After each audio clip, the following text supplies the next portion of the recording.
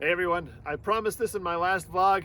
I am out here in somewhat lovely Wilbraham, Massachusetts, and I'm playing Crane Hill. I got my buddy Hef with me today, and we are going to come out and play this course. It's a really nice course. It's got a combination of tight wooded fairways and then wide open spaces as well. This is Hef's first time playing the course. This is not mine. I've been out here probably 3 or 4 times in the past. This was the site of one of my most embarrassing losses in Team Challenge. I was absolutely destroyed by one of the locals playing here. It was an absolute fail from start to finish on that round. Came back and won in doubles in the second half of the day, but oh God, it was embarrassing. I think I lost like 9 and 8 or something. I don't know. It was terrible. But what can I tell you about this place? It's got a single tee pad with 2 baskets. And there are some places in the course where you can tell it was designed around the first short pin, and the second pin is just kind of an afterthought, like, oh, this is the only other place we could put it. But then there are other places where the second pin really does make a big difference in how a hole plays.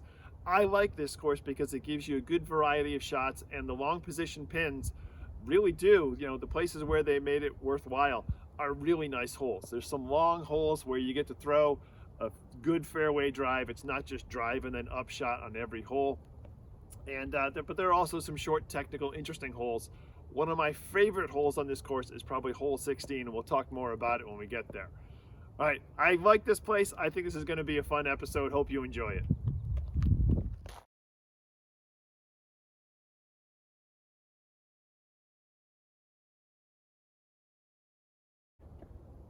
All right, so a little bit about the conditions.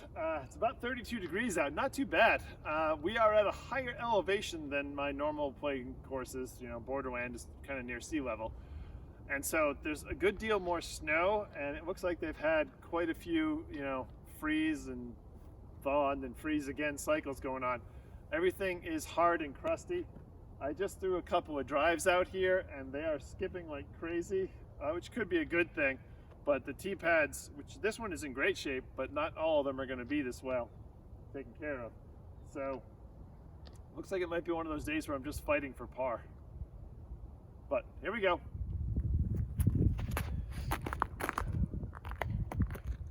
There. Went to white. Yeah, parked the wrong basket.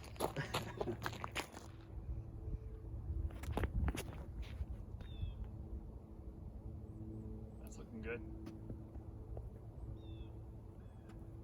It'll be fine.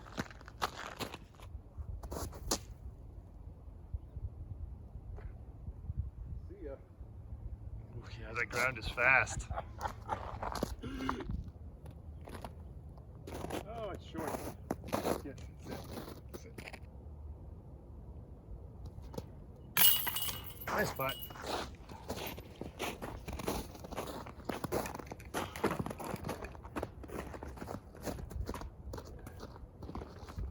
Love those games where you have to push your mini into the ground so it doesn't slide away.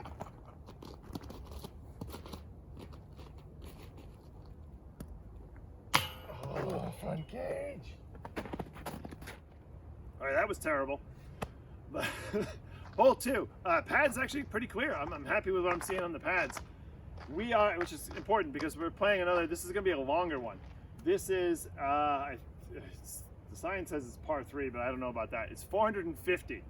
It's a mostly open fairway, but the placement of those trees makes this much more tricky. It is a placement drive, even though you might be throwing full distance, because the second part of the fairway, the last third of it, has a number of trees and a pretty dense area around the basket. So you can get yourself into trouble if you don't get a clean up shot. So you want your drive to get out there and not only get distance, but land in the right position.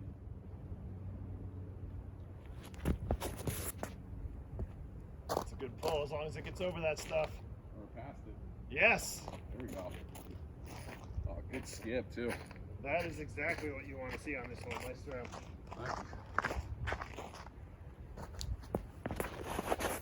Oh, it didn't turn at all. That's going to be trash. Oh. Yeah. Could be tough. Slide up. Nose down.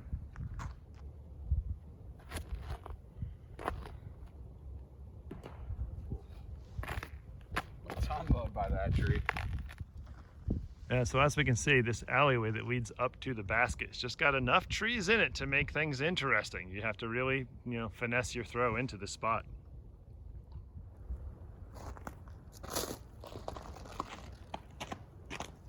Just playing the terrain today. It's fine, yeah. There's no Playing the terrain. nothing else you can do about it. I do not want to skip into those woods.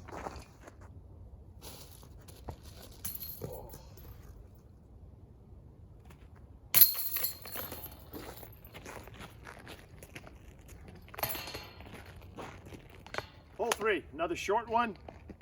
Well, not another one. This is our first short one. This is going to be the first of many. We're getting into the woodsy area of the course from here on out.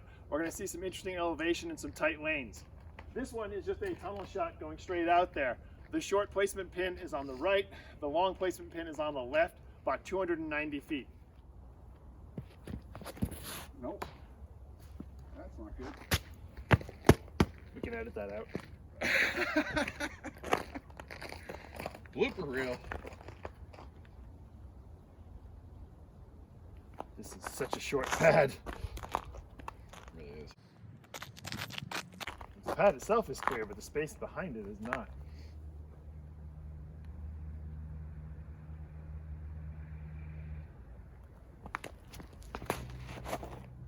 Oh no.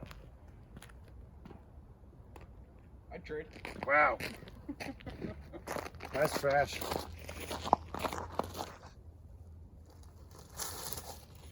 Nope. Oh. Come on, fade. That's close enough. Well, of course, I thought that on the first hole.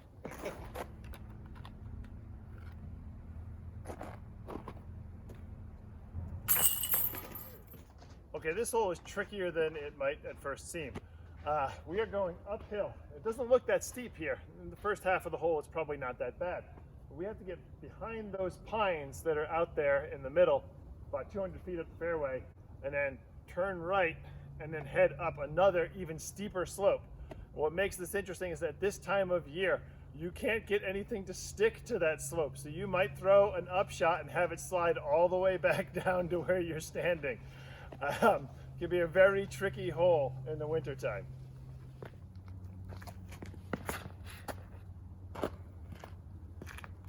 Oh, it went right under him. Damn it. Hey, it's stuck because it's dry underneath. Yeah, well, it's stuck.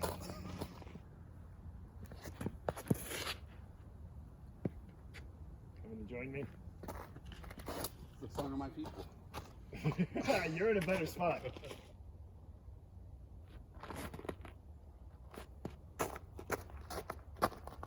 Yeah, you're up there. So not only do I have to throw a flick, which you know I love, I've got to get it over some branches, between a gap, and then out there onto a fairway that's made of ice. No problem.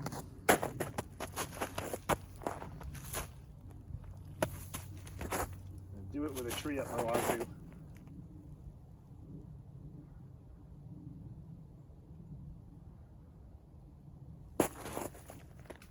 Oh, it's made the corner. Perfection. Perfection. All right, so that Dr. Seuss looking tree that's right in the middle of the fairway, that is only about a third of the way I need to go to get to the basket, which is in the distance up that slope. There is a log down across the trail, across the fairway, which helps with erosion probably. I'm hoping it will also stop my disc from sliding all the way back down. But we gotta get there first.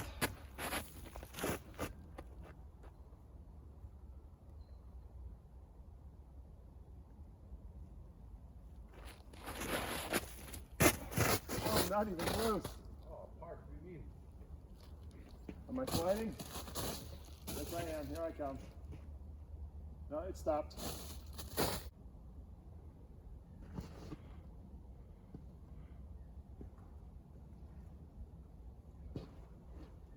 Here it comes. Bye. Oh, come on. Oh, hi, disc golf. There it goes. It stopped.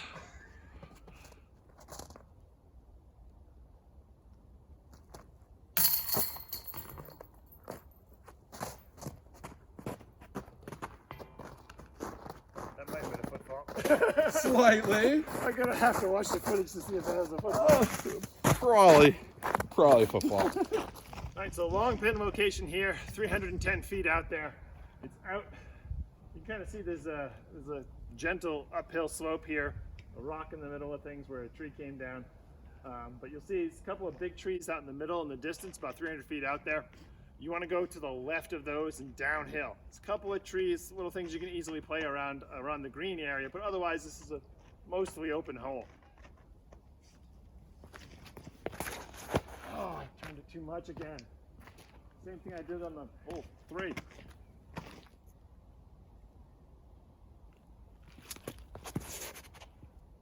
That's a much nicer pull. As long as that doesn't slide too far, you should have a nice downhill look at the basket. So tough to see where the basket is from here, in large part because my drive sucked and I'm way far away. But about 150 feet through those trees there, so I'm going to try and take a hyzer line around them and hopefully not skip off the green.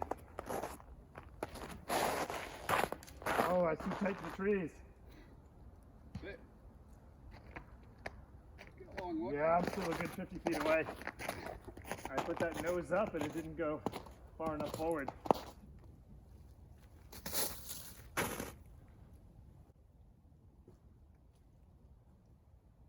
Stop. Let's go. Very nice.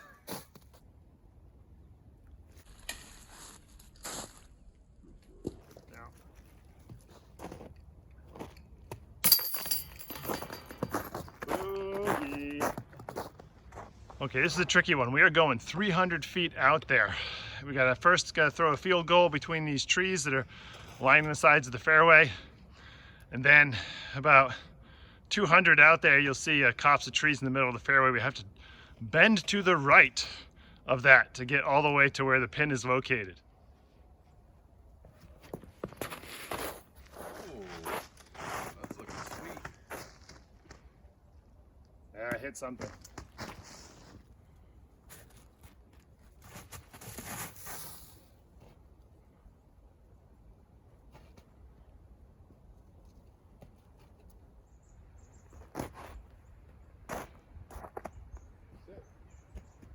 That was not smart.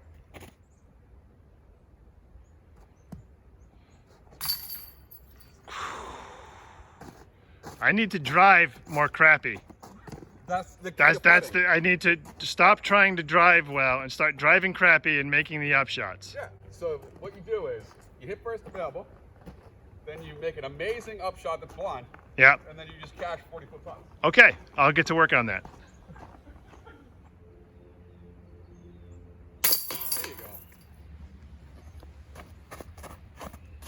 Yeah, that's on film. All right, so I'm here on hole 7. This one is 224, and this is kind of a tricky one because the actual basket placement is uphill, way up there. But a lot of people, because they don't see it and the fairway isn't quite that obvious, often play this the wrong way, instead shooting to, I think it's hole 7's basket, which is way down there, which also kind of looks like a straight shot the way that the sign indicates. So don't throw into the trees that way. Go up the hill when you play this.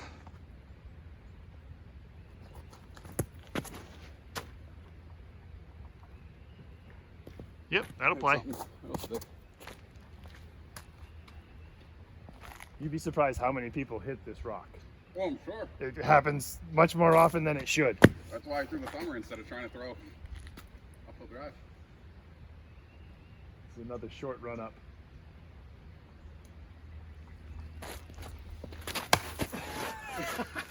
Speaking of rocks, welcome to Green Hill. So yeah, that's the thing you can do on this course, in case you were wondering. Now I've got an ugly hyzer upshot to make.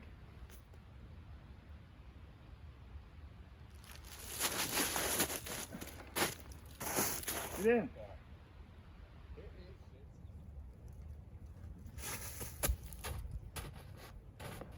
Nice.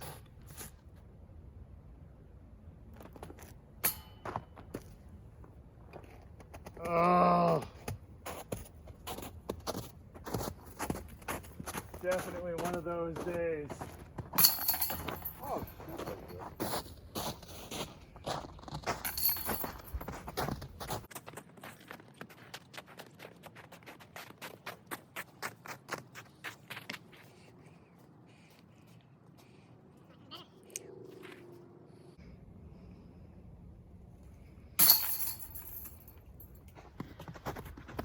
So at the start of the episode, I said that I had one of my most embarrassing defeats in Team Challenge at this course.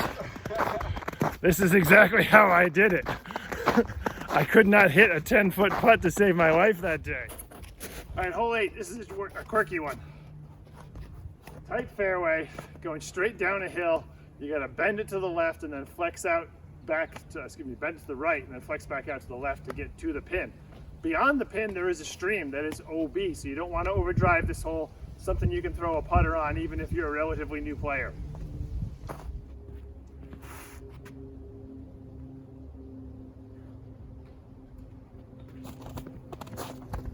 You might want to throw the putter a little harder than that. Oh, it's not a putter. What did you do? I do a nice spark. Oh my goodness. Really soft. You were waiting, you were hoping for that stability, huh? Yeah. Wait for it to kick in.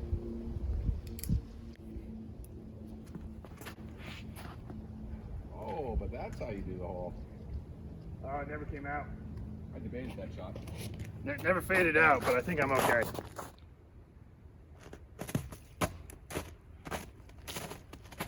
Oh, good bid. I think you're short of the river. Oh, I forgot all about that. So you might be able to see, or perhaps even hear, there's a stream that just crawls through right behind the basket. But it's a good 20, 30 feet back there, and there's a flat spot, you know, a floodplain kind of an area before you actually get in the water. So it's not that bad. It's not a death putt from here. But at the same time, you don't want to overshoot this too badly.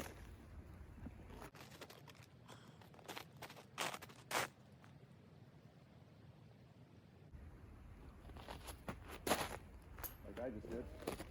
Ah, You're on the flat, so. yeah, I'm on the flat. I'm not OB, but I definitely didn't want to miss that high.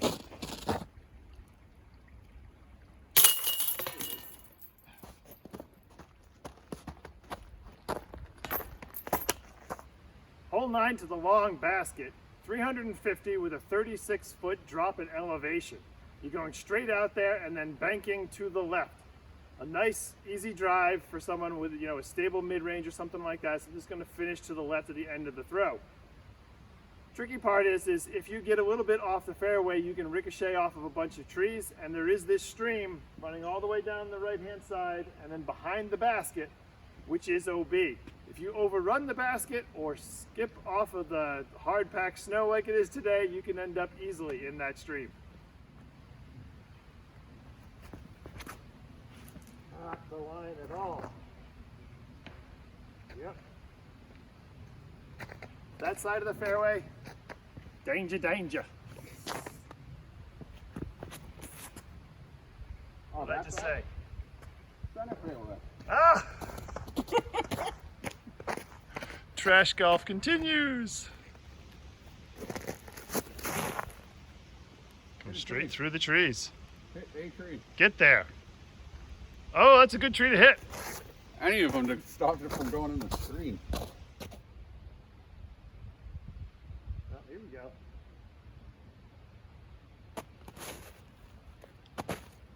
And it's gone. And it's gone. It's all the way on the other bank.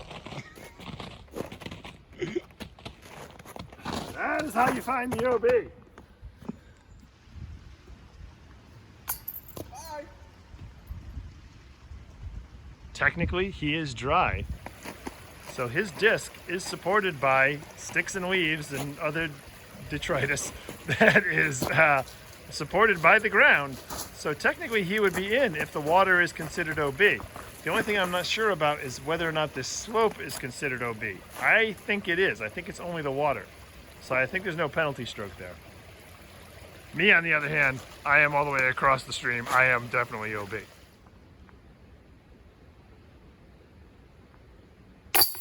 Nice putt. So as we discussed in my last episode, Don't fall in the water.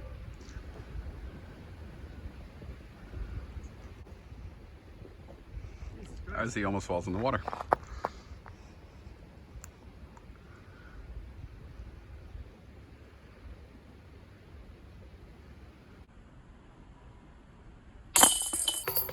Cash money. I made a putt.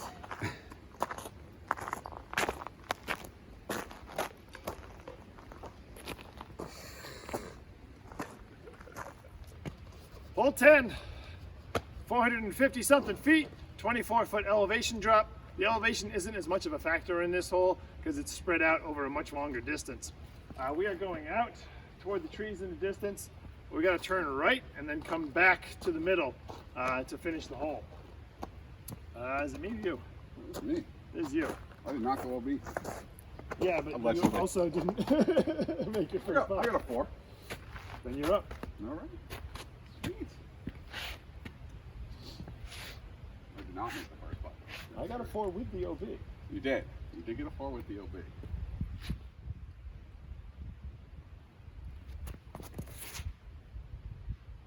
No. Stop.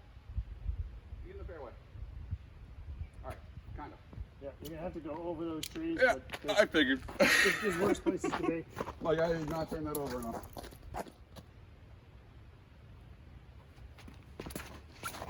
Oh, Find a way. trash again. I'm not pulling through straight or something. I don't know what I'm doing, but it's bad. Come on, man. Get out. That's okay. I mean, I'll be behind some trees, but I'd rather be over there than where I am now, that's for sure.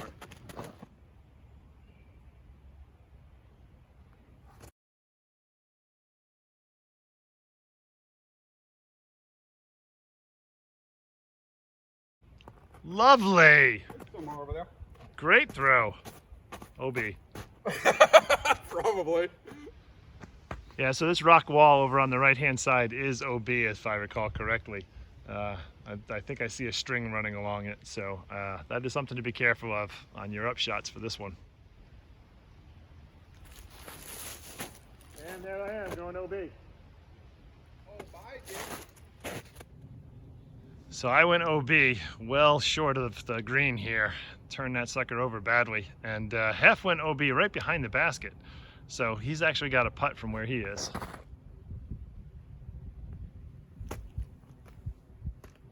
Oh, did you slide OB again? No.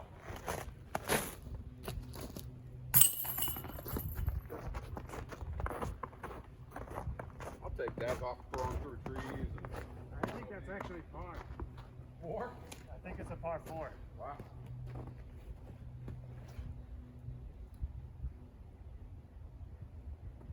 All right, hole 11. We are going 290, 30-foot elevation drop. The elevation is a factor. We're pretty much just going straight ahead. A lot of trees. You're going to kick off things and then land and hope you can get your upshot clean onto the green. Otherwise, this one's not bad.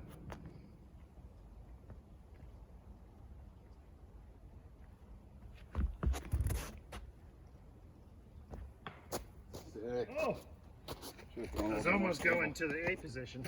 Yeah, I should have thrown a little bit more stable in the mid. Wake up, Kyle.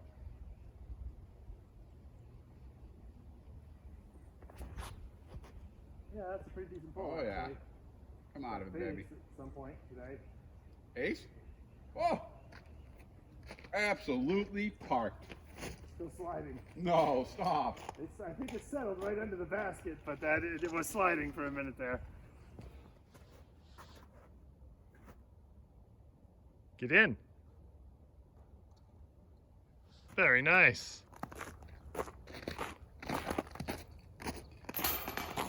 You trust me to putt this out for you? I mean, I wouldn't want it to miss.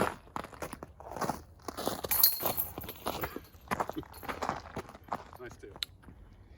All right, hole 12, 290, straight ahead. Don't hit things.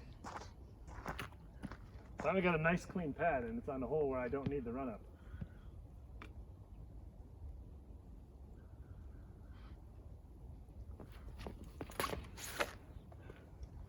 absolutely piped.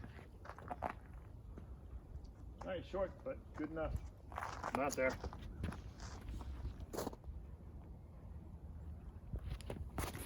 Nope. Ouch. It's all right, I'll get up and down. It's all right, I can edit it out.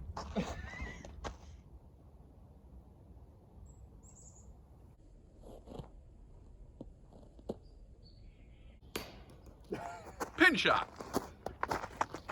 I meant to do that.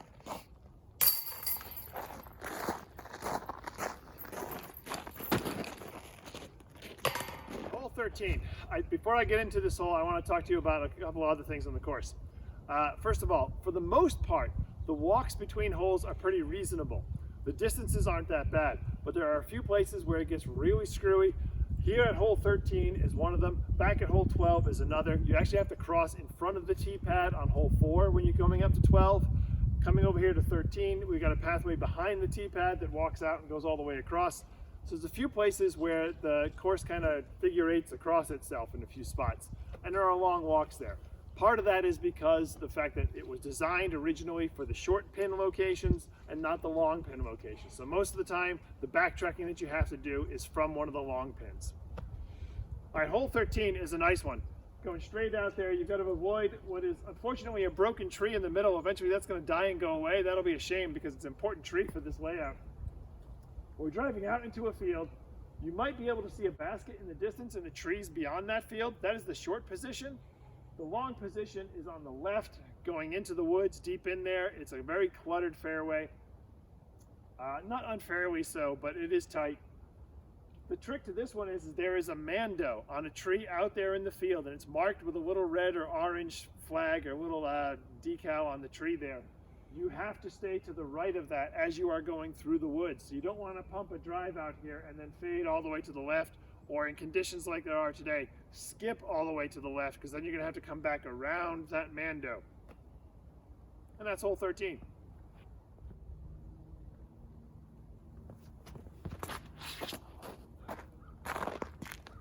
Stable. I was hoping I could cut through those last trees. Well, I won't miss the mando. Yeah, that might be a bit too wide. So it looks like they put a new mando marker on the tree out there. It's that big green thing right there. But so it's much more obvious than it was the last time I was here. It was a little red triangle or square or something like that that was stuck to the tree. This is much nicer. Nope. Oh. I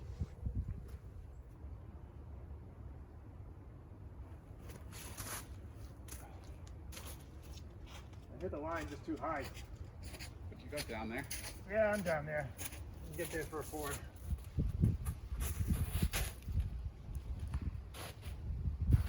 All right, so we got a nice tricky basket placement here. It is tucked in between a couple of big trees, and it's on a slope that goes down maybe 10-15 feet, but your disc can slide away on you if you're not careful.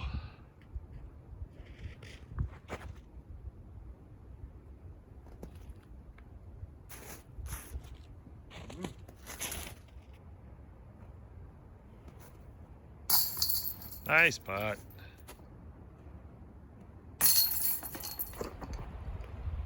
Hole 14. This is one of my favorite holes in disc golf. I've got the camera pointed at the A position, the short pin, and it's on the hill there next to a pine tree. Unfortunately, it's for such a great hole, that's kind of a simple shot. You just want to throw a putter straight ahead, hit the side of the hill, and skip up a couple of feet, and you'll be 10-15 feet away from that basket. The long pin location is further out through the trees and then banks to the right out there. And is up on a little bit of a hill. Things that are tricky about this, any tree that you hit could drop you down to the bottom of this gully. And with the snow being hard packed like it is, you could slide, slip, and end up, a quarter mile away.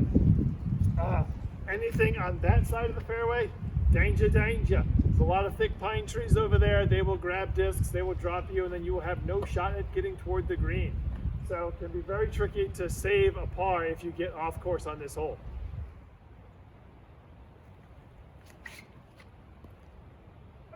Almost missed that tree. Right. I went straight out. I'm currently sliding back to the middle of the fairway. All right, I'm just outside the circle.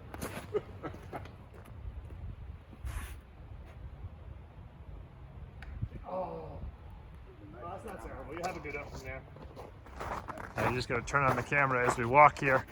This is just one of the coolest little holes in disc golf. Straight down the gully. We got some nice treacherous stairs with a rope here for us.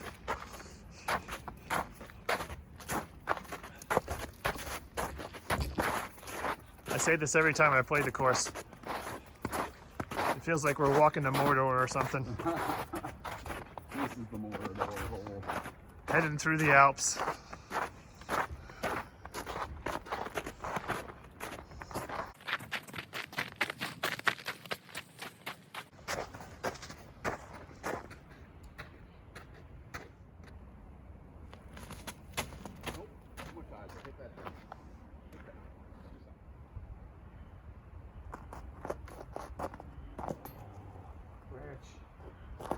What a branch. I got branched.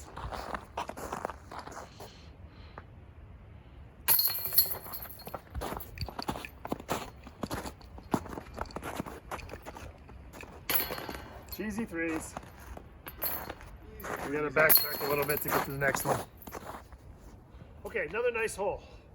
This one is hole 15, 600 feet.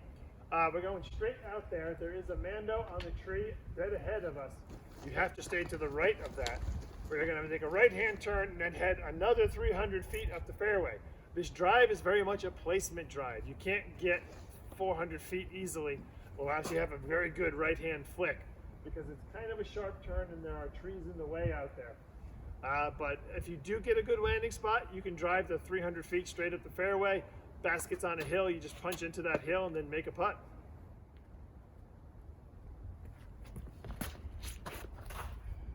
Well, it's not horrible, but it depends on how it skips. That might be okay.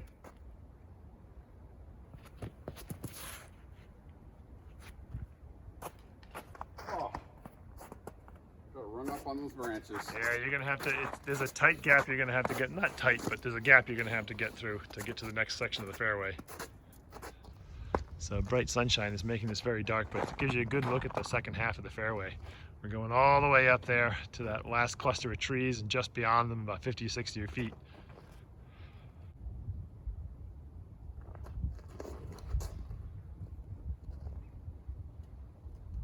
That's a nice placement shot for Hef.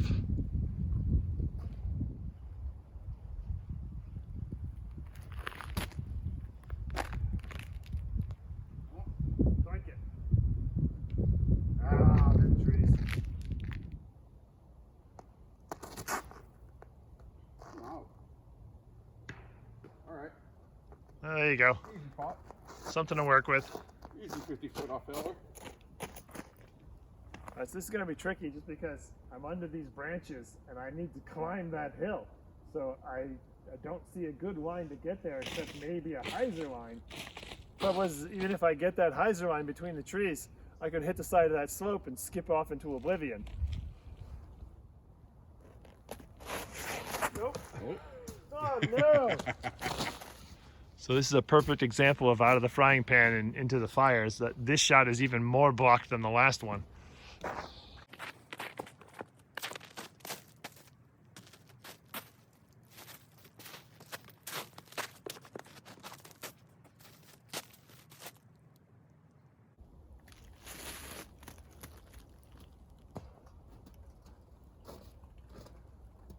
Oh, that could have been worse. Foliage. Could have been worse.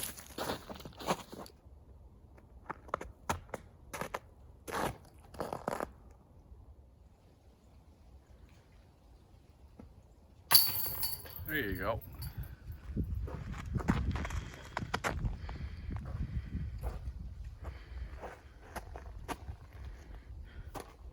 Please, sir, may I have a pickup? Yeah, my one-handed self avoiding that. All right, so Here's one of those long walks I mentioned before. Heading off of 15 to get to 16, another long bombing hole. We gotta go quite a ways, so let's flip camera. Here we go.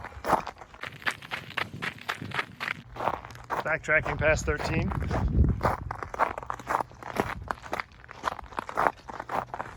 This is where we finished up on 2.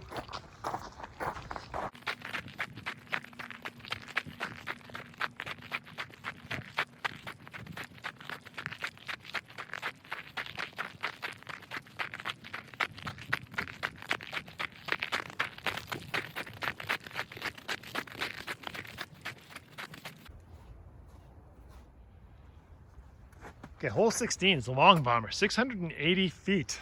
A bit of a drop in elevation, but nothing too significant except for this tee shot. This is really a right-hand flicker's dream because you can go out there, put it out wide along those trees on the right-hand side, and then have it swing right through that gap, and then you're out into a good spot on the fairway. As a right-hand backhander, this is going to be much tougher because you do not want to slide or skip or go too far to the left-hand side of the fairway once you clear through that gap. So it's actually better to take like a mid-range or a fairway driver or something and throw it out there and just try and land somewhere in the middle of the fairway and make the big drive with your second shot. Well, that's interesting. It's out there. It's out there. Forward progress.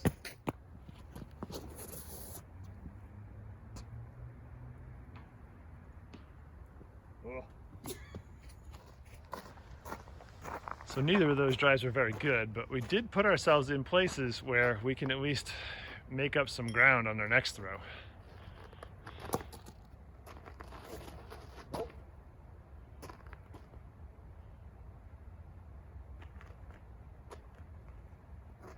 Behind those trees.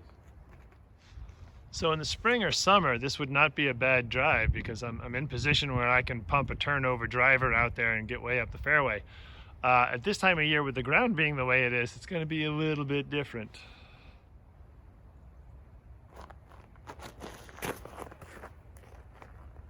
You passed that. Uh-oh.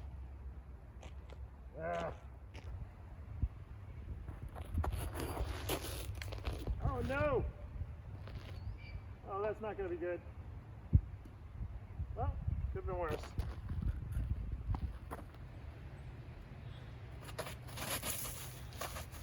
That's a good pump. Get skippy. Metal.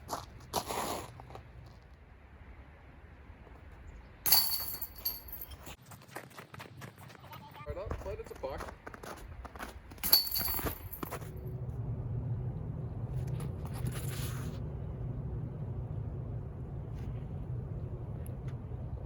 Yep, that's prime real estate.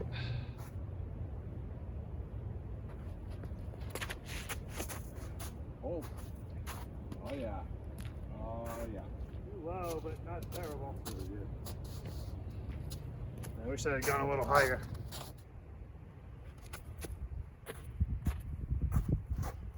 Nice, stuck it too. Oh, nose down.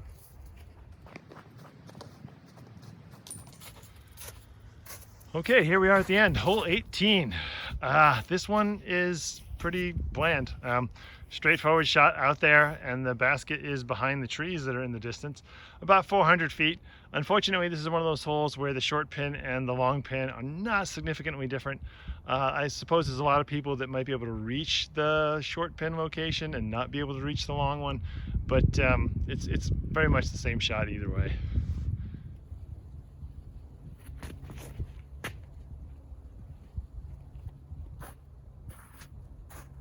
Skip hard.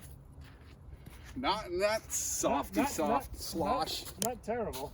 No. Oh yeah, it is soft, isn't it? Yeah, the sun's been beating down on it since we've been out here, so it's all soft now. It's not skipping.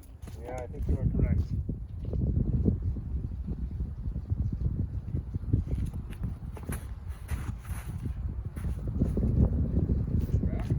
No, not at all. Oh, near the end. Look up the ground.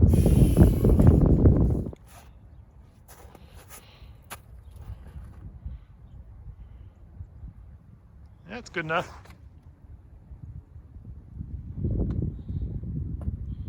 Oh no. Didn't turn it nearly enough. You hit the stuff that's still ice. Kyle McRae going with the Circle's Edge putt here. He could save the par. Let's see what he does.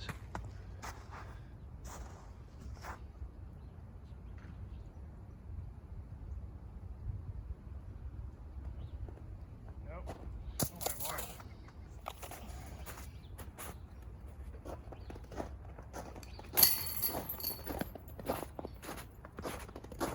Easy peasy, lemon breezy. I think you beat me by about 5 today, Hef. I'm gonna throw it over the top one more time. Let's see how many times Now I can 12. do this.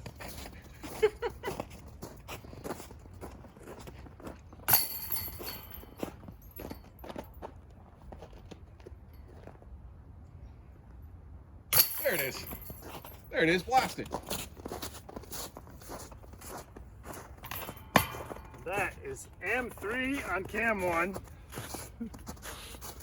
with a terrible round of disc golf. So over the past 2 weeks, I've gotten back into disc golf after a hiatus while I was in school, and I've been playing pretty well. Today was not a good day for me. I have no idea what my score is, but it's got to be plus double digits. I left a lot out there.